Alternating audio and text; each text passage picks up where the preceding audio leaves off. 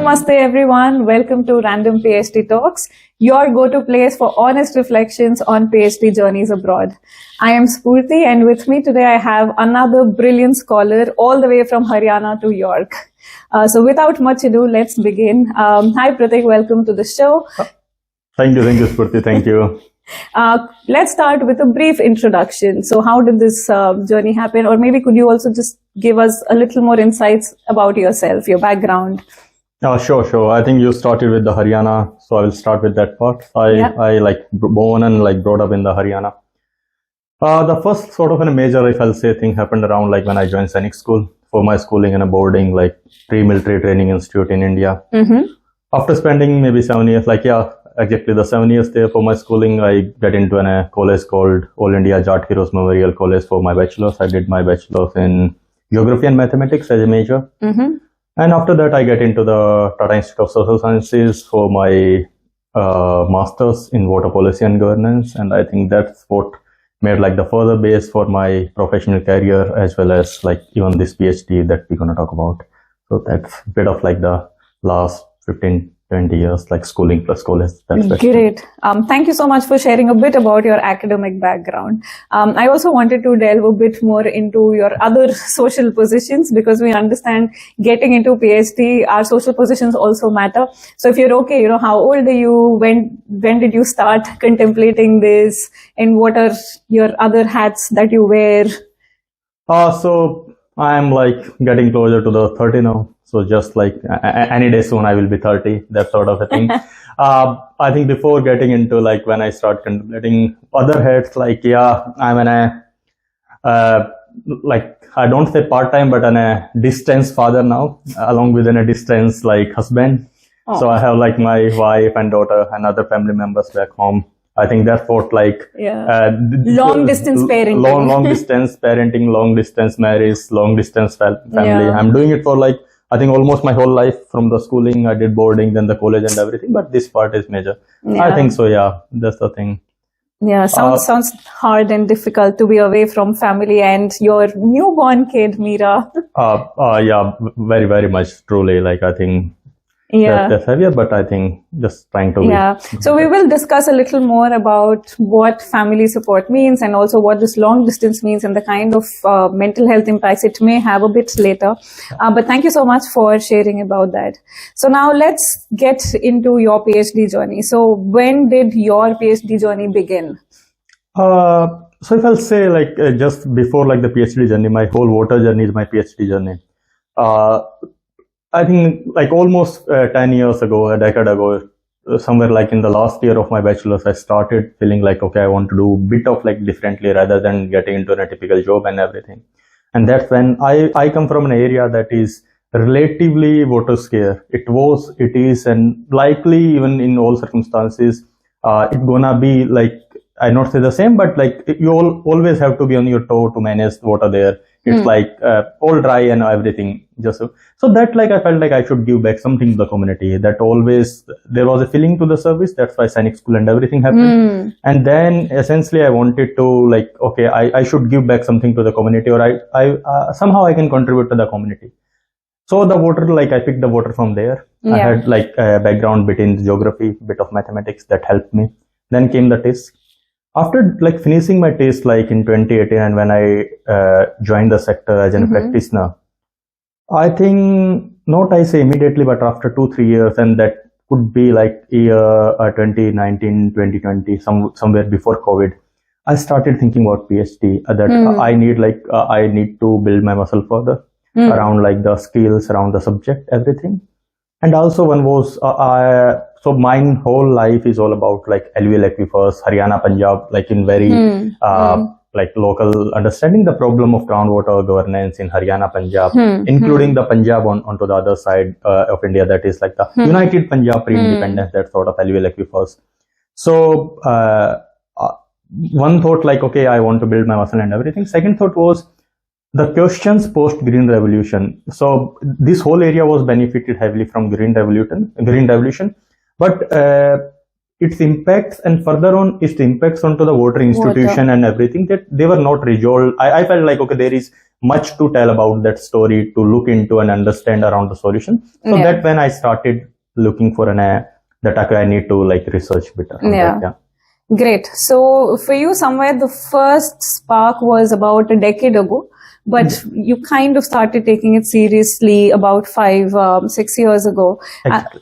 I really liked how you're really aware about your local issues, you know, the connect and passion to, you know, our homeland, and because you've seen the struggles of water scarcity, like you're saying, and that was somewhere within you that, yes, I want to do something about it. And that is what is driving your PhD. I think that is really nice, very inspiring. So once you decided you want to do a PhD, what did you do? How did you go about it? Oh, yeah, exactly. So I think masters give me little sense that during my master's dissertation that, okay, research is pursued in this direction. That was, but that was just a very light touch, if I'll say. Correct. That's how master's dissertation happened. So I started building onto the, okay, this is the research gap, this is the research idea I'm doing and everything. But that was, to be honest, when I now reflect back, that was all in air, but that was just like building. And I see that was essential. So I made like my sort of first attempt, if I'll say. There was a funded opportunity at like SOAS University of London with Peter Molinga.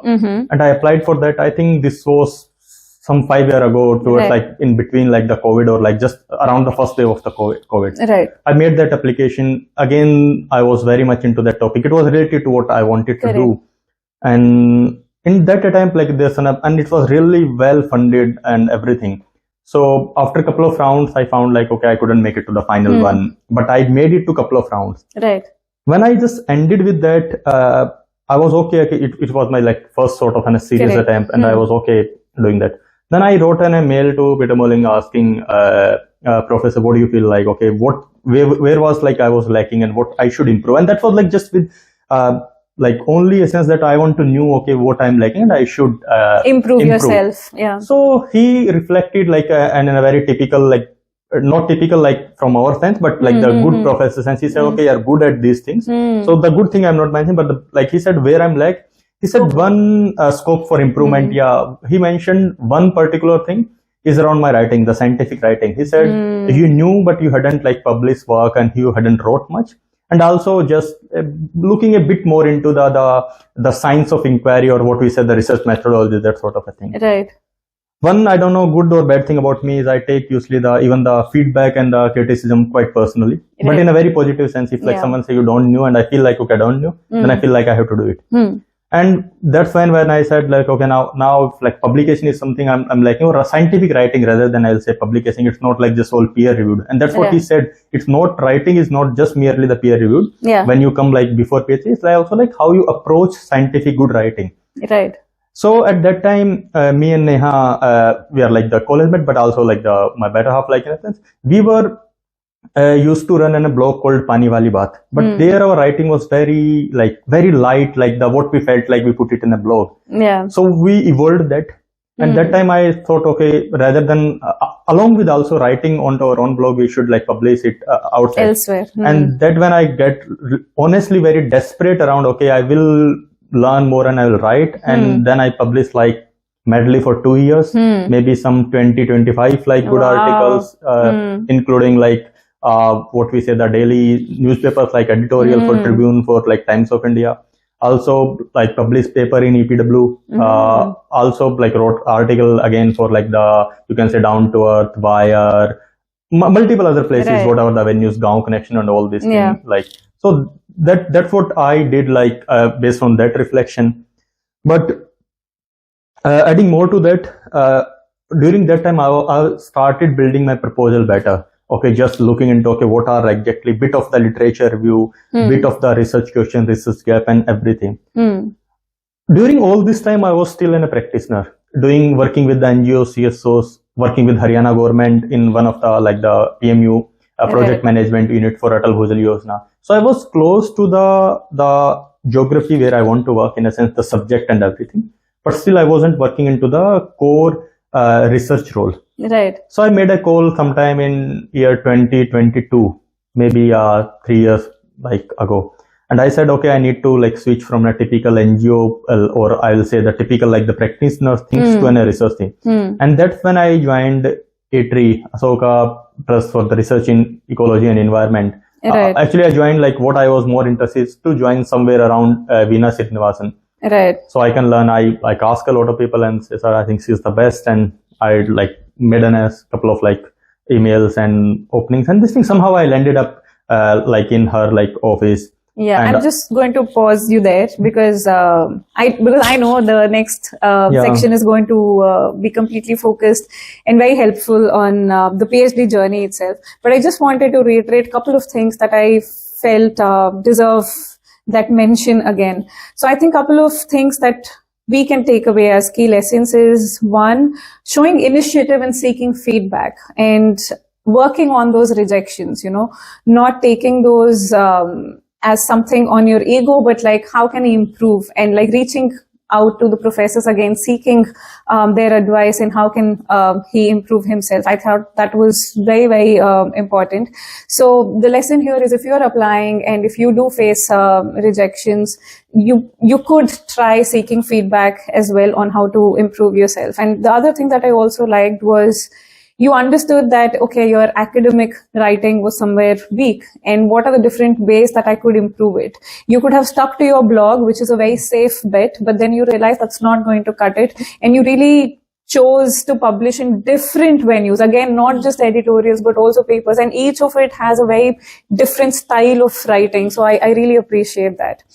Before we move on to ETRI, I also wanted to understand, where did you learn about this opportunity by SOAS first? Was it through LinkedIn or was it through your network? Okay, long time. Let me connect. Sure. If I'm not mistaken, so there is an app for water jobs. There's called like Josh Water Jobs. Water jobs. If I'm not, I think that was, or I think I'm not sure, but something through like the internet only. It's not like something from direct connection. That's right, for sure, right. Yeah. Perfect. So that's another tip. So LinkedIn is a great source for these this sort of information, other than the standard Find a PhD. But not a lot of water and sanitation related ones are on Find a PhD, but you will definitely find them on Josh Water Jobs, or a lot of professors in this sector who keep reposting this information on LinkedIn. So I'm sure your LinkedIn profile is up to date, and follow all these professors, and that is where you'll get this information. And this is how you'll build your networks as well. All right. So we spoke about when did you start your PhD journey so far, and how did you go about it. And we're now entering the section of you finding a job that is going to help you land a PhD. So yes. Yeah, so I think, starting with that. So very purposefully, I've chosen a role that is research role. So I joined as an SRA with Veena. Subsequently, what is SRA? Senior Research Associate. Got it. Yeah. So I joined Veena first with ATRI, and then subsequently with the Real Water, in the Real Water project, and subsequently the Well Labs, like where Veena is now. I remember when I joined, like I think within like first week or the second week, I mentioned that, okay, I am like aiming for a PhD. So from the first day itself, like when you asked me when I thought like start PhD, much before I joined Veena and much before I wrote to the Peter Bollinger for the PhD, I was determined on three things, that how I want my PhD. And the three things was, I want in this subject, and that subject is largely the groundwater governance, groundwater agriculture, water management. I said, if I want to do PhD, I will do it like for this subject. Second is my like sort of a very the geography. I said I want to do my sort of PhD only for Haryana, Punjab, or railway aquifers, the groundwater depletion, to be precise. It's not just the geography, but the area that. So I said there is a subject, there is a geography. And third thing was, I will only go if there is a fully funded opportunity. Like if it's not like sort of funded, I will not take an, because I already had I don't say a very great career, but it was going good and everything. But I said like I need funding, else my every other plan will like sort of like crash because the money and everything. Correct. So these three things I was very sure, and I mentioned these exactly three things to Veena when I joined. I said I want to work on this thing. So I will also just want to mention what I wrote in the last 2-3 years. Right. Not really good, but I wrote. So that way, like Veena, I think she can have her own side, but I feel like she got an idea that okay, the person is serious about that thing. Right. And that time Veena wrote an article for Wire, and I also wrote an blog around that. I don't remember where, but those two articles were like saying the same story but from different lengths. And then she somehow get connected, and they were again related to LV Electrifers and those things. Right. So I got like, she might be gotten a little sense, okay, the person is serious, and I mentioned her, this is the whole thing. What Veena then did, I'll just get into that part and few more part. What Veena, I think she heard me and she said, yeah, okay, you keep trying, and not like much, it's like not very, you'll say the pointed any of the feedback or anything for that timing. And I kept on working in the Real Water project. That was a completely research project. After 2 months, she just arranged a call like herself, and she said, oh, okay, for initial time, and she talked about how his new role and everything. Then she said, you mentioned about the PhD. And in these 2-3 months, I get a little sense about your skills and everything, where you are, what you knew, what you don't know. And what I felt initially, okay, she just ignored me, like sort of a thing. After 2-3 months, she came herself, like, okay, she was like taking her time understanding. And then she told me like one by one thing. She said, your like research inquiry is very empirical. Usually how the practitioners see, we see, okay, something is happening and we say, okay, do something, but we don't put into so the PhD is all not just about the like research inquiry from the empirical or anecdotal things. It's also from coming from the theoretical point of views, getting into the philosophy of the research, and that's what PhD is. So she said, you have to start thinking research through those lenses. And the essential question is, how should I know then what to do?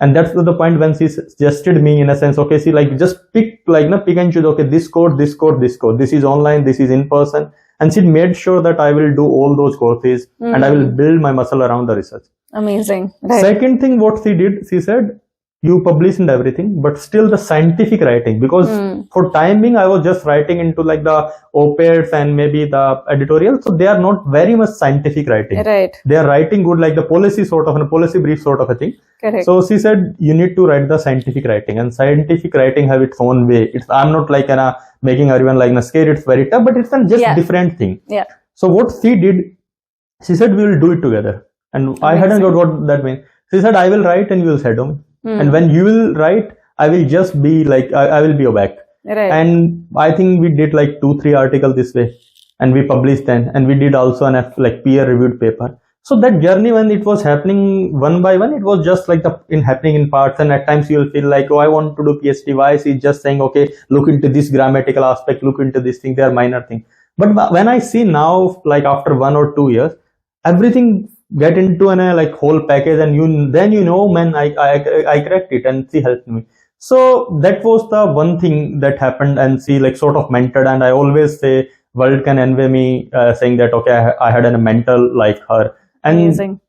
There's multiple things. Yeah. One more thing during this essential year happened, and when we think we should seek help. Yeah. So what usually we do, we write something and we directly just make a cold email to, let's say, 150, whatever number to the professor. Yeah. What I did, I made those cold emails rather than to professors, to people like Spurti. And exactly I made an email to her. When I wrote my first sort of a draft of my proposal, what Veena interestingly did, she never get into my own proposal. She just like making sure like I'm building my muscles and talking about, but she never reviewed like those things for timing. She said, okay, you keep building, and there will be a point when I will ask you and I will review that time. Right. In meantime, what I did, I reached out to the friends and maybe like other professors from the TIS and the people I knew in my like sort of network. I reached out to them. I asked them, hey, I wrote this proposal.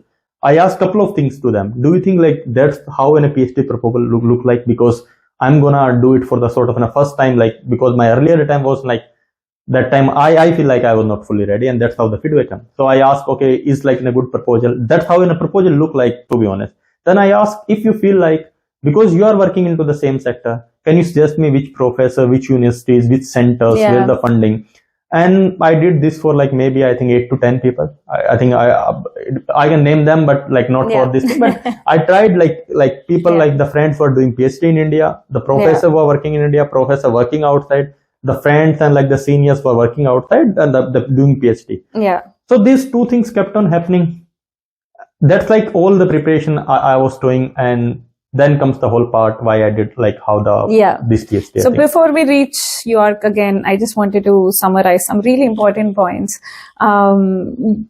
I think firstly, kudos to you, Veena. I'm not sure if you'll ever get to listen to this, but thank you for existing and thank you for inspiring so many of your, colleagues to pursue PhD with such scientific rigor. I think it's amazing. It's very beautiful to just learn that there are such people in the sector, because you kind of set the path for others to follow as well. And thank you for sharing all of this as well, Pratik. This is really helpful. So finding that mentor or catalyst is really, really important. And here I would really like to reaffirm that you're not just going to find a mentor like that, right? So there's a lot of work that Pratik had put in behind that scenes. This connection didn't just happen overnight. So that kind of hard work is also important. The other thing, I think for this entire episode, it is very different from all the episodes that we've done before, because all the episodes that we've done before had very different purpose. And I think this reiterates the point that our PhD journeys are very unique. They're as unique as we are. So whatever story that you connect to, whatever journey that you relate to the most, please feel free to follow that person, but don't get pulled in all the directions. Just listen to your heart, listen to your instincts, and follow that journey. So I think in Pratik's case, it is very clear that he was very, very passionate about his subject, very, very passionate about his geography. So for him, finding a PhD that gave him the academic freedom to pursue his passion is what was important, and he gave it like about 5 to 6 years to finally land this PhD, which in itself is a huge deal and a huge commitment. And the best thing is the kind of mentorship support he found. So he very early on realized that he needed to do some more courses. So figuring out what are those kinds of courses. A quick tip here, please follow Pratik on LinkedIn. I'm sure he'll share more about his journey and more tips, and you can find out more about these details, especially if you're from the WASH sector. The second thing is, I really like this element of shadowing. In fact, we were discussing how this is like a pre-ChatGPT era. And for you to even get that feedback on a single word, on a single phrase, on a single sentence, it's life-changing. That really shapes the way you think, the way you write, the way you express, because ultimately you're telling a story and how you communicating that story with impact. So that shadowing bit is extremely important. So see if you can find avenues to shadow others or get others to shadow you. That's a great starting point as well.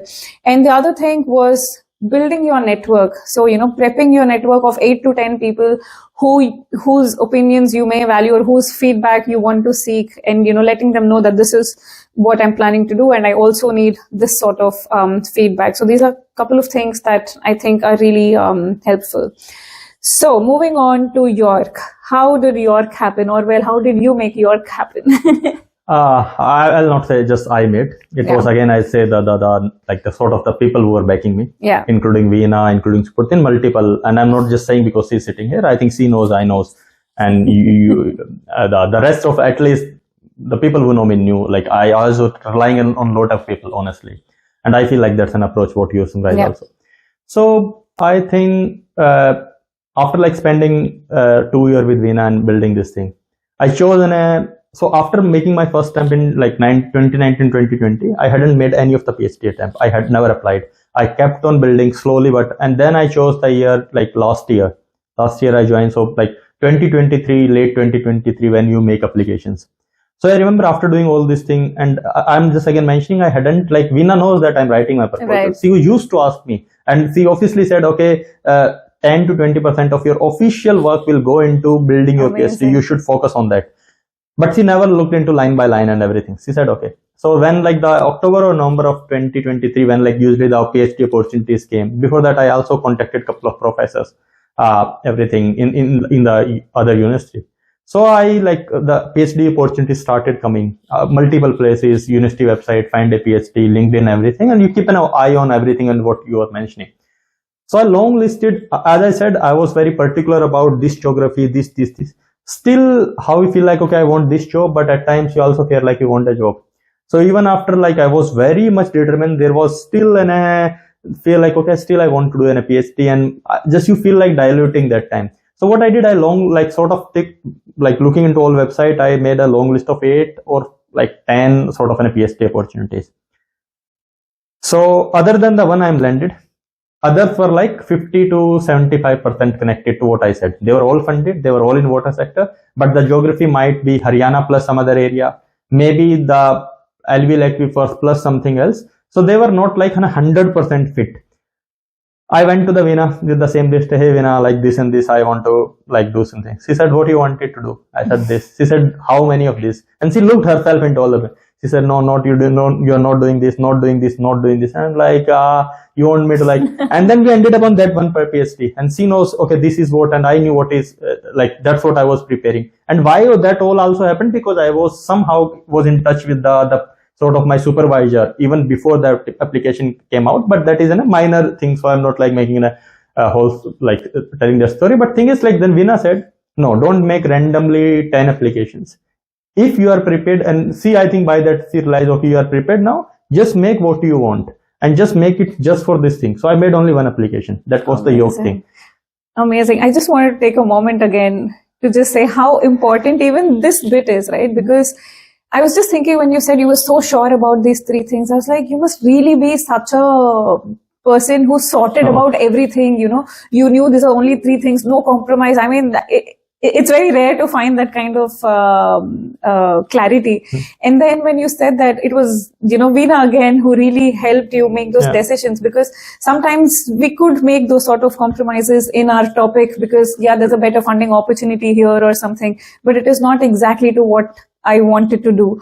But to just have that one person with you throughout the journey to tell you that no, you know, just validating your commitment to your passion, because the weight of these choices is immense, right? We can't just take them lightly. So I think that was extremely nice. So again, when you're looking for mentors, when you're seeking mentorship, look for these kind of things. People are there to help, people want to help, and sometimes you could also ask for this kind of help. And I really love how your boss tells you that dedicate 20% of your work time to pursue PhD.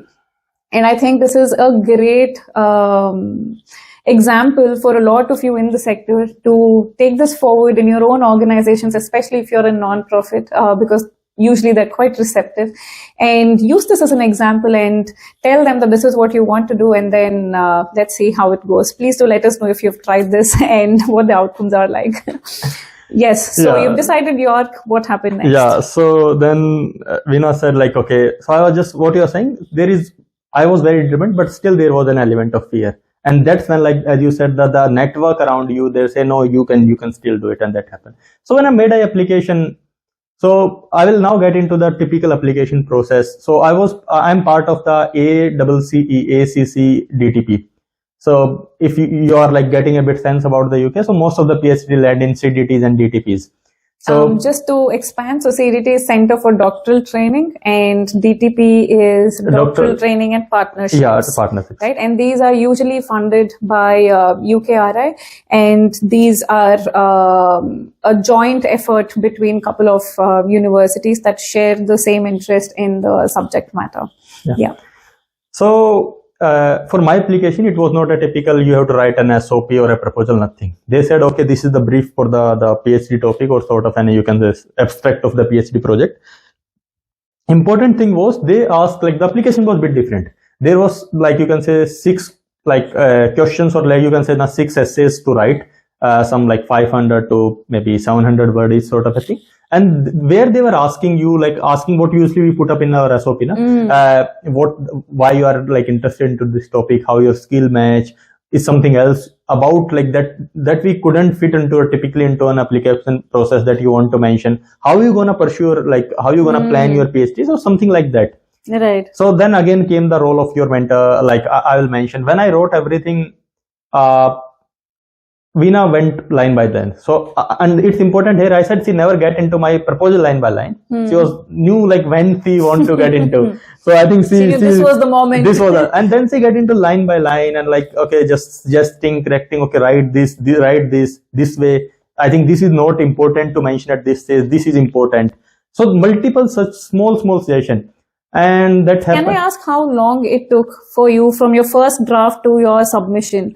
How long did you give? Yeah, just for these 6 answers, if I'll say, it was 3 to 4 months. Yeah, I think started somewhere like September, October, if I'm not mistaken. Right. October, I think precisely. Right. And it like the application deadline was somewhere in Jan mid. So yeah, 3 to 4 months. Yeah. 3 months. And they were like almost like full time 3 to like, and she was getting Yeah. into multiple drafts, multiple rounds, honestly. Yeah. Yeah. So, and that is a recurring theme because for a lot of these applications, bearing in mind that fully funded opportunities that really allow you to do everything you want to do in your PhD are very rare. So the kind of competition that you're going to encounter is going to be extremely huge.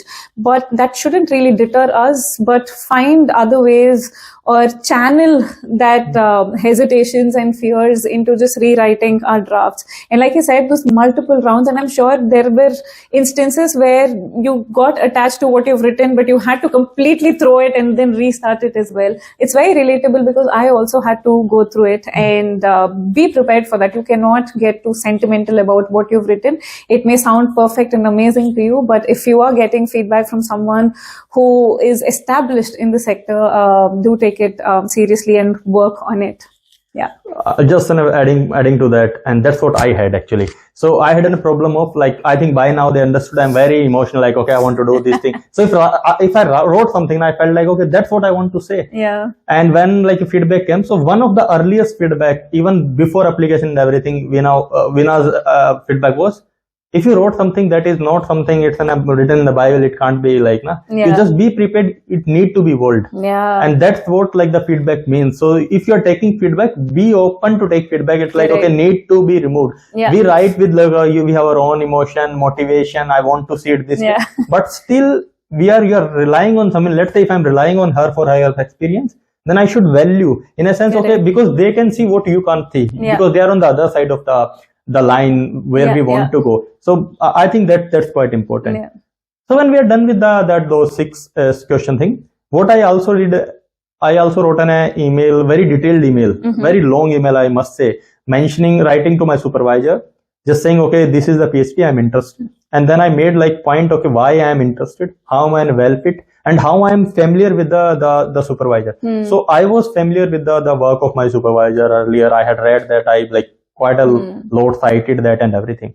And I also, when I said I knew your work, I like attached those articles and the paper where I literally used those, cited those papers and those articles, and I referred from the work. So that way, that person, I think, must have get to know that, okay, this person is genuinely new. It's not like in a typical ChatGPT generated email, oh, I knew your email, like this thing works. And same is like, okay, I tell, okay, this is the topic, and line by line, okay, this factor, this factor, this factor, that's how I'm connected. Yeah. And why I'm motivated and everything. I did that email. I got a very sort of prompt email actually from my supervisor at that time. Also in a region, because I somehow also connected earlier, but that conversation never like sort of concluded like the way it needed. So he responded saying me that your like social science part or the policy institutional part, the side is very strong, and your science part is relatively not that strong. So my PhD is in interdisciplinary, and how usually the DTPs also pick up such PhDs. So he gave me feedback at that time, and he said, and this is just to mention, this was even, I hadn't even submitted all my submitted my application. I only made an sort of an initial expression email to him. I'm planning to apply for this and everything. So he mentioned that as I think by name you must have got the CDT and DT, there's the trainings bit of. So the PhDs are meant to train you on something. And he said, explicitly mention if you are lacking in some of the skills and you want yourself to be trained or skilled into this thing, that should be part of your application. And that's how like the PhD application are assessed. Instead of like they knowing, okay, what do you also know, they also want to understand what you want to do and what you want to get in a skill. Because that's, we have to keep reminding, coming from the practitioners or working this thing. We are no more an employee. They are not taking an employee who knows everything. They are looking for a student who want to learn something. So those rounds happened. I also want to add that, especially if you're a practitioner, I think it is very, very difficult to bring that self-awareness as well, because I can relate to it. Because we do wear a lot of hats and we do everything, you know. We've been joking about it the other day about how we become jack of all trades. And so it's really difficult for us to say, hey, I'm not that good at this thing, right? But if you knew everything, you don't really need to do a PhD. You know, you could just do research already, and just work on it at a larger scale. But we're doing PhD because we really want that space where we're able to take feedback, where we're able to learn. We're also able to learn about our own selves through the process. So PhDs are really an investment on the scholar, not just on the topic. So yeah. So agreeing with what you said, and further, so what I did, like after the application was submitted, I got feedback from the supervisor, like we made the final application. Then I got a formal sort of an email from my supervisor saying, okay, I just went a sort of a round of interview. And I was quite relaxed for that, honestly, knowing that, okay, because my application is already reviewed by the supervisor. So I did that round, and that round of interview went good, honestly. And I don't say I hadn't prepared, but I think my earlier preparation helped me during that. Though still I got a couple of the feedback again from my supervisor, but after that I got like that round was clear, and internally then application in what happened in ACC, this the supervisor will for each of the project or each of the PhD, they select maybe a couple of sort of an application, and they forward it to a central committee. So it an inter-university committee for ACC DTP, and then the committee look into, and they have their own criteria. And all this feedback that Veena gave, those every line that my supervisor said, that fit into that rubric for the selection or the criteria for the selection. So what we couldn't see, they can see in a sense. So then the committee also sort of selected me. And then there was a last round of sort of an application where again, and more further you can say, inter-university professors, sector partners, and also non-sector in a sense who are not connected to academia but maybe affiliated to the sector, and those people came into a panel, and that was, you can say, the main sort of last interview. Right. For that there was a presentation, 7-minute presentation, and that was not presentation was not related to my PhD, but that was any of the research work that I had did. So my earlier publication came to help. Like I just presented one of my paper and just saying, okay, what everything, like the bit of 7-minute presentation and the interview. One thing here I want to mention, what I feel like that happened. So before that interview, I had a long list of, I think, 28 or 30 questions that could be asked, sort of a like question. A mock interview, likely questions. And I'm not exaggerating by saying this thing. There was none question that was asked in my interview that I wasn't prepared for. Amazing. They asked me, if not mistaken, 10, 11 questions in that 45-minute time. And there was not even one single question that I was not ready. Out of syllabus. That was out of syllabus, that I was not ready. And how that happened, again, by that time, I was in touch with my supervisor. So I get a sense from him what he feel like, okay, could be asked. More importantly, I again went to Veena. Okay, Veena, you've been into those panels, so you're on the side. What do you feel like usually they ask? And I just want to make it clear, your interview questions are half of them were not even directly connected to my PhD, not even to research. They are largely to your personality around how you see a problem, you pursue a problem, you deal with that, your communication, multiple other things. And with these two elements, my supervisor, Veena, bit of what I understood, I also took on a help of ChatGPT. And that's how I feel like AI could help, asking them, what do you feel like? Okay, this is my project, this is everything. So making all these sources, I have in a long list of 28, 30 things. And I practiced a lot around that. Doing a couple of rounds again with the Veena. I remember Veena was hospitalized at that time. I thought of not to bothering. She called my herself saying, hey, you're supposed to do an mock interview. Why you're not? I said, and that's how I was lucky. I think we need to give her an award. Random PhD Talks award. Felicitates Veena. Trust me, there are not many people in the world. It's not only say anything and everything that happened in my life, it's only because of the Veena. I've always been lucky in my life to find a good teacher, good mentor, good spotter. But during this phase, because we are talking about this 5 years, so that's what I say. So that's how the interview preparation happened. I get into the interview. It went good, and then I got the offer, I think. Yeah, amazing, amazing. Congratulations. Thank you. Well done on your journey and sharing all of this. Again, summarizing this bit about the York application. So you reached out to the professor. I think researching around the professors who work on your topic is, I think, extremely crucial. Read their recent works, read or listen to their, recent talks if there are any.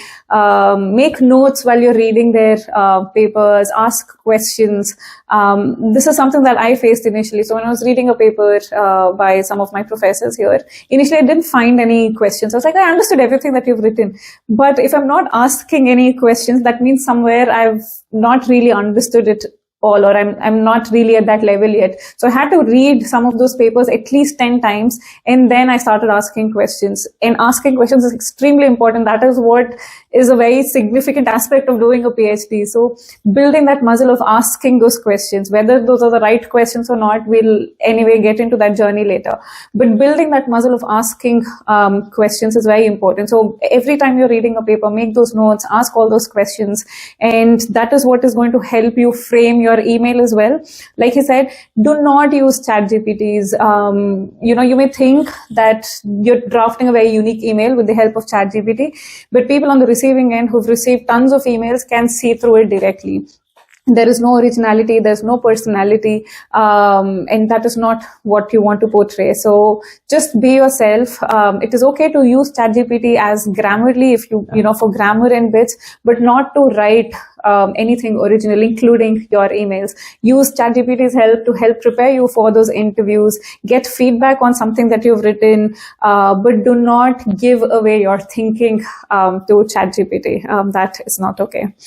So great. Thank you so much for sharing all of these. I just wanted to ask, why UK and why York? That's interesting thing. So why York is because of my supervisor, to be honest. Great. It's not, so I had when I was also bit of certain that I want to do from a foreign university, and that's not in a typical anywhere I should land.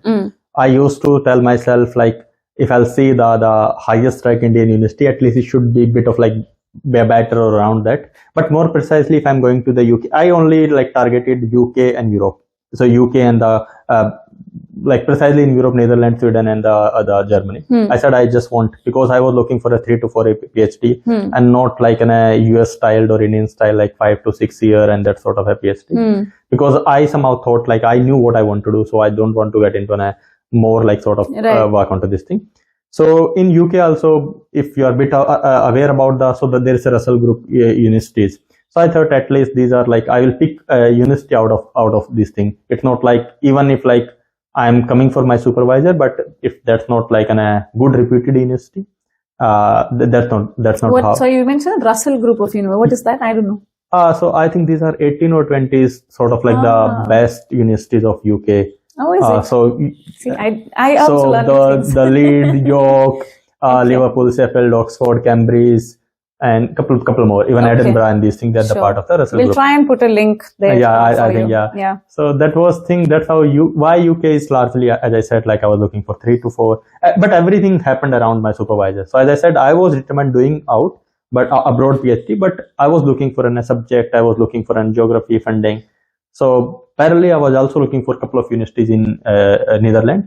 But there was an element called Vina in my life, and she said, no, you have to keep pointing onto something specific. But somehow what I'm doing now, that is exactly I wanted, and that's what I'm something. So that's how something. It's not something very particularly only your, because supervisor was there. So, supervisor and topic. Great. That is what drove your decision.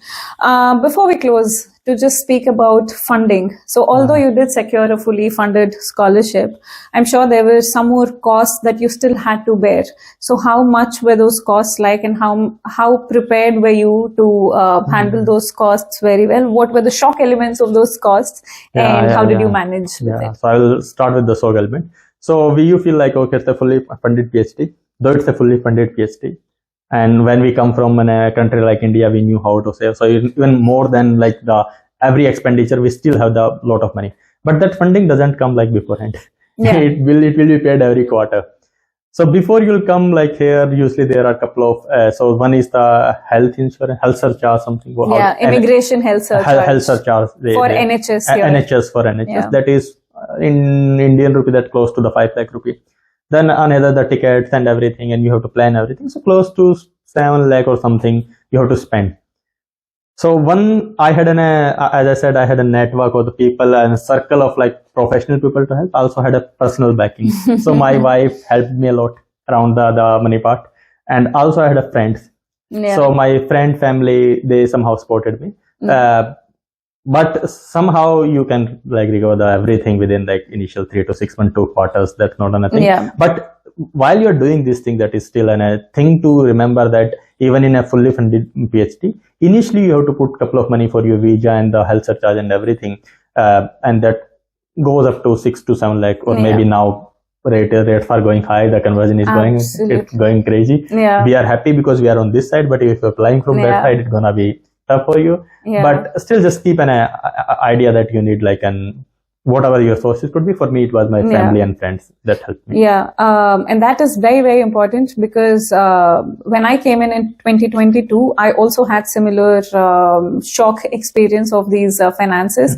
I felt, okay, maybe 1 lakh or 2 lakh is what I would need for my visa and flights, but the immigration health surcharge is a shocker. But I paid about 55,000 rupees per year in 2022, and just for 2024, Pratik had to pay about 1 lakh rupees per year, and they're going to give you a visa for 5 years for PhD here, and you have to pay all of it at once, which is a lot. So really start saving up, have a separate SIP or something just for your PhD expenses. If you're serious about it and if you're applying already, this is something that you should definitely keep in mind, because university websites do mention that there are going to be some additional costs, but they never tell you how huge they are. With that, we come to the end. Is there? Yeah. So on funding part also, I just want to add one aspect, that what I learned when I landed here. So usually I feel like all the funded opportunities are attached, either find a PhD on university website or maybe LinkedIn, everything. When I came to university, I met a couple of friends. They are funded, but they hadn't got their funding through those channels. So what they did, and it's really important. I feel it's really important. They wrote it to a supervisor saying, like the potential supervisor saying, okay, I'm interested, and the potential supervisor find them in a good fit. Okay, I'm interested into this topic, this student. But then there was no funding. Then usually department has some money, and that is never, like, at least I knew from my department that's not been attached, but some with the professor, some with the head of department, there are a couple of money. And essential thing is, when you you crack a deal with your supervisor, now there are 2 people hunting for the funding, and the one of them is inside the system, and he is looking, or he and she are looking at the things that you can't look at. Can't even think and can't imagine. even think of ki money can even come from such avenues. And I knew, at least in our cohort, there are like, I think in my department we are like 7-8 people, and at least 1 or 2 people were not funded through any of the channel that we used to think, like the Find a PhD, even the LinkedIn, nothing. They got it through their supervisors, and it's not like I'm saying just they put into a project. It's like, okay, they have to do what the professor wants. It's not even like that style. They're doing what they want, but like then usually department have something, university have something, and they have multiple other things. Now even an insider who is like betting for you, who is backing you. So please reach out to your supervisor, and if you crack a deal with that person, then things gonna be relatively easier even in finding money.